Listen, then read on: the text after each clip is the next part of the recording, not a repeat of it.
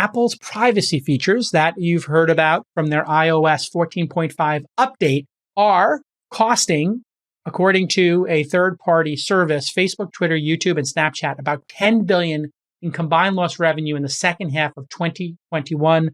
This is a story from the Financial Times. If you don't remember, Apple introduced app tracking transparency back in April as part of their iOS 14.5 update. I covered that in episode 1204 if you want to go deep. Basically, iPhone users are opting out of being tracked. This means it's difficult to target advertising from the big advertising networks. The big two, where the majority of advertising occurs on the internet, are obviously Facebook and Google/YouTube. Twitter and Snapchat are minor players in this huge advertising machine that is the internet. But Apple has stopped their ability to target specific phones and track you and retarget you and all that good stuff that advertisers love. And so when users opt out of being tracked, it basically makes the cost go up because you're going to need more impressions and you're going to have a lower click-through rate. So the way advertising works on the internet, you will pay typically for each click that happens. And a click for an app, usually $1 or $2, in some cases $10, $20 for certain groups of users. Now, who in their right mind is going to pay $1 per click or $5 per click? Well, if it's a video game that has some kind of upselling in it or coins or mana, whatever it is, and they have whales in the system who are spending $100 on coins a month, that means if they spend $1 per person to click and they get out of 100 people 50 downloads, the cost per click is $1. The cost per download is $2. And then if 1 out of 50 people spends more than $100, they're in the black. In other words, they're profitable. And so this science is why you see certain types of apps constantly being advertised to you on Facebook and other services, Twitter. And it's typically games that are the ones that are really aggressive about trying to get you to pay to get to the next level. So all of this comes from an ad tech company I've never heard of called Lotame, Lotame. And they note that advertisers are responding by cutting spending. So we knew this would happen. This would be a big tailwind for Apple and their ad network because Apple does sell ads to promote apps. It would be a headwind against these large ad networks.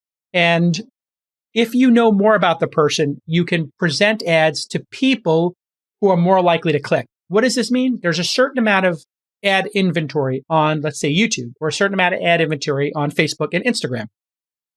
If you get 1 out of 10 people to click on an ad today, and then tomorrow you get 1 out of 100, that means the ad network is 10 times less efficient.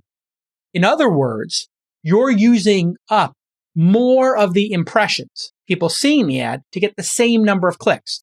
But if you know that your app works really well with a certain demographic, women who are 35 years old, who have these other apps on their phone, who have visited these websites, you get the idea. Or this type of phone. It might be that people who have older phones really like these Bejeweled games. It might be people with the newer phones might really like the first-person shooters. Who knows? The algorithm is actually trying to make sense of all this. And that's where all the gains in advertising and the money printing ad networks are getting their gains from. That's why Google bought, the big AI company, DeepMind, back in the day. It wasn't that they wanted to win at chess or Go. Those are just, shiny little PR stunts. What they really wanted to do was make the ad network smarter and give you better ads, target them better, so the same amount of inventory would make more money. That's known as efficiency, right? And that's why the money printing machines of Google and Facebook have done so well. Apple has decided we're going to stop letting people target, therefore the efficiency goes down. And according to Lotame, they estimated that Facebook, Twitter, YouTube, and Snapchat, quote, lost 12% of revenue in the third and fourth quarters, or $9.85 billion. I'm not sure how they get to that. Financial Times notes that may be conservative. They also note Google is not as impacted, which is interesting. Now, why is Google not impacted? Pretty obvious if you think about it. Google, you type a word in a box, and the word is typically what you're looking for, right? You don't search for something you're not looking for. Type in Volvo, you're not looking for chocolate chip cookies, And if you're typing chocolate chip cookie recipes, you're probably not looking for a Volvo. Facebook and YouTube create a psychographic profile of you based on your behavior. Google has that as well, but they know the keywords you put in. If you type in first-person shooter or Angry Birds or Bejeweled, we kind of know that these games that are like Bejeweled will show you more of those, right? Pretty simple. And that's why Google is going to not be as impacted by this. YouTube will be, but not Google. So here's a chart for those of you taking a look at the YouTube channel. Our YouTube is youtube.com/thisweekin. And if you go there, hit subscribe and then hit the little bell, which is the notification bell, and you'll be part of the notification gang. And you'll see when I go live. I tape the show live every day, and a couple hundred people watch it live. So if you want to watch This Week in Startups live, go to youtube.com/thisweekin. Click not just subscribe, but click the bell next to it. You'll get a notification once a day when I go live, which is kind of cool. So you can just see it here. Facebook was the one that got murdered the most. And this is why Facebook is spending so much money on Meta. They know that the next compute platform Apple is betting on is AR. That's why Facebook is now absolutely trying to beat Apple at AR and VR. That is the big battle we'll see in the next 5 years. Compute went from being your desktop, then it went to laptops, then it went to phones and tablets. Next up, social media became a big platform, the internet before that. What's the next one? Most people believe it's VR and AR. I'm not going to call it the metaverse. It's kind of corny. It's just going to be augmented reality is the big one for me. I think VR is a bit of a head fake. But yeah, 8 billion lost by Facebook.